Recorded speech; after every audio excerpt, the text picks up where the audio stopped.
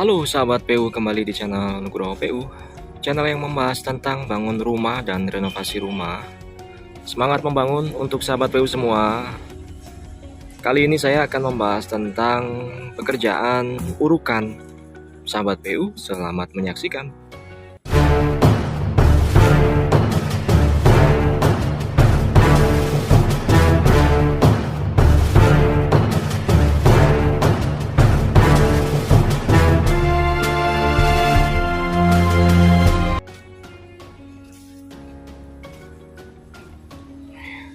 Oke, jadi saya sedang berada di proyek BSD, yang kedua yang berada di Tangerang Selatan, sahabat PU. Dan sebelumnya juga saya sudah sering membahas terkait progres dari proyek saya ini. Dan saat ini kita akan membahas tentang pekerjaan urukan. Jadi kalau dalam susunan sebuah RAB, di situ kan terdapat beberapa item pekerjaan, ya, yang salah satunya adalah pekerjaan urukan kembali, ya, yang mana setelah digali untuk membuat struktur pondasi, maka akan diuruk kembali supaya elevasi tanahnya kembali rata dan sesuai dengan elevasi yang kita rencanakan dalam proses pembangunan sebuah rumah. Ya. Jadi bersamaan dengan pekerjaan urukan kembali, itu kita juga sudah harus mulai setting kira-kira nolnya lantai utama nanti di lantai 1 itu titiknya ada di mana. Gitu ya. Karena tentu sebelumnya di proyek ini, sebelum membuat pondasi tiang pancang, sebelum membuat pondasi tie beam, pelcap, ya, itu kita sudah memiliki rencana 0 lantai dari lantai satunya. Ya, maka di sini kan terlihat beberapa gundukan, ya, beberapa gundukan tanah, ya, depan itu, ya, itu gundukan lagi. Tentu pada bertanya, Manu bro, itu kok nggak dibuang gitu kan?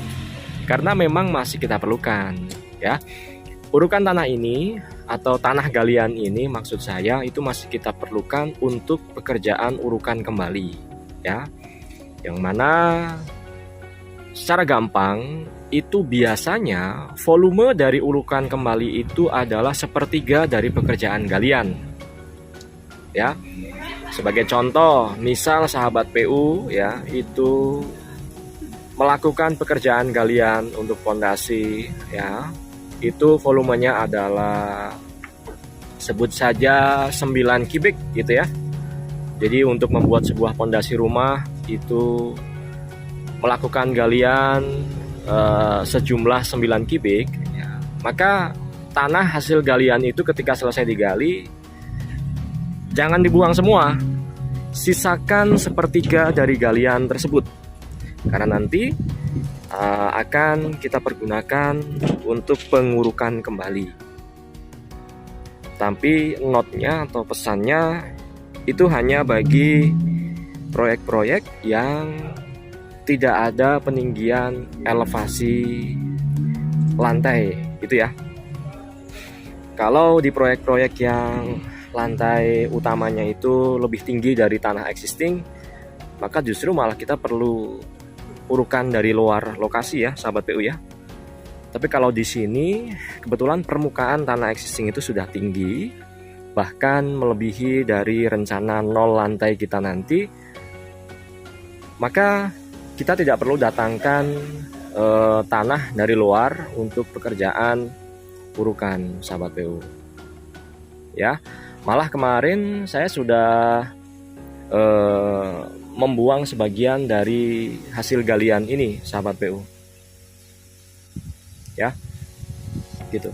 Kemudian untuk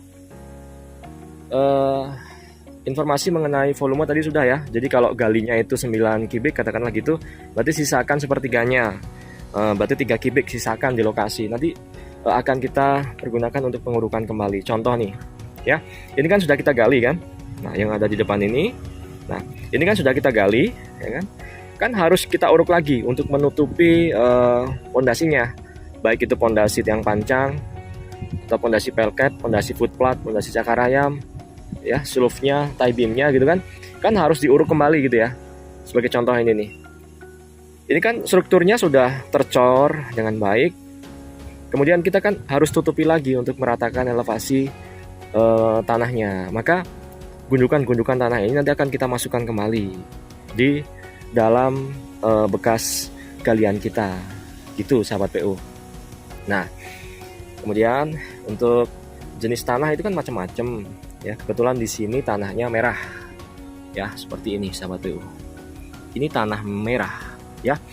Dan memang kalau saya lihat di daerah BSD dan sekitarnya itu masih cukup bagus karena memang masih berupa lahan baru ya, bukan bekas kota besar gitu ya. Kalau di kota-kota besar itu biasanya tanahnya banyak mengandung sampah, puing dan lain sebagainya gitu. Kemudian seperti halnya proyek saya yang di Semarang, itu juga tanahnya nggak merah seperti ini, tapi tanahnya berwarna coklat kehitaman gitu sahabat PU ya. Dan setiap tanah tentu memiliki karakteristiknya masing-masing. Mungkin ke depan kita akan bahas ya terkait dengan jenis-jenis tanah. Dan tentu berbeda jenis tanah maka berbeda pula cara kita dalam menentukan pondasinya. Begitu.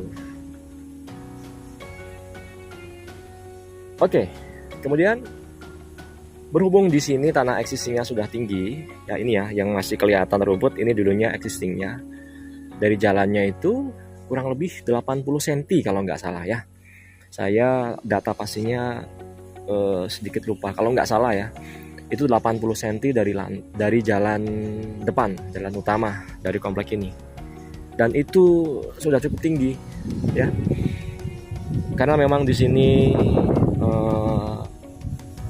tidak banjir ya, kemudian rata-rata elevasi lantai 1 di kawasan ini juga tidak tinggi-tinggi banget, maka plus 80 cm dari jalan itu sudah cukup untuk lantai utama di rumah ini. Malah ini kemarin saya sudah buang beberapa rit truk tanah ini ya keluar karena kelebihan tanah begitu sahabat BU ya.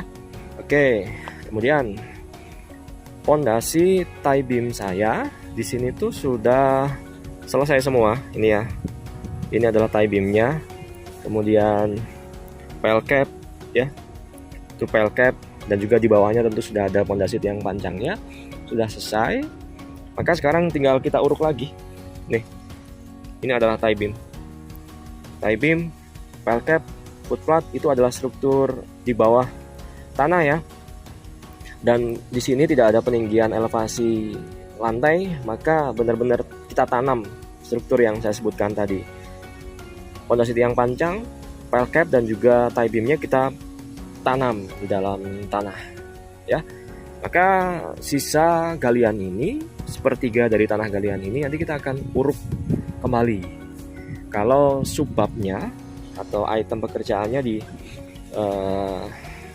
RAB ya, sebut saja gitu, itu biasanya muncul pekerjaan urukan kembali ya. Nah, maka di sini di atas dari tie beam ya, di atas tie beam ini ya, itu kita lakukan pemasangan bata. Nah, tujuannya untuk mendapatkan nol lantainya atau elevasi daripada lantai utama, lantai 1 di rumah ini ya. Nah, nanti itu semua instalasi air kotor ya, itu akan kita tanam memasuki bata-bata merah ini ya. Jadi bukan menembus struktur beton bertulang, tapi menembus pasangan dinding bata. Itu yang benar ya sahabat PU. Nanti bahasannya terkait instalasi air kotor yang tertanam di dalam tanah akan kita bahas pada kesempatan berikutnya, karena kita masih berfokus pada pekerjaan urukan sahabat PU. ya. Jadi nanti ini kita pasang bata, kemudian kita ratakan urukannya lagi ya. Jadi tie beamnya di bawah tanah, kemudian palkapnya di bawah tanah, kemudian kita uruk lagi untuk mendapatkan elevasi yang kita rencanakan ya. Berikutnya kita akan bahas terkait dengan penentuan elevasi lantai utama ini, sahabat PU. Demikian yang dapat saya sampaikan.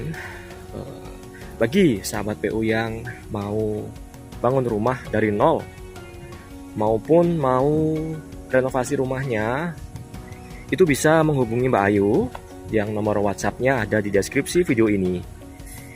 Kemudian yang belum subscribe silahkan subscribe serta nyalakan lonceng notifikasinya, karena saya Nugroho PU akan berbagi video setiap hari. Kita ketemu di kesempatan berikutnya. Assalamualaikum.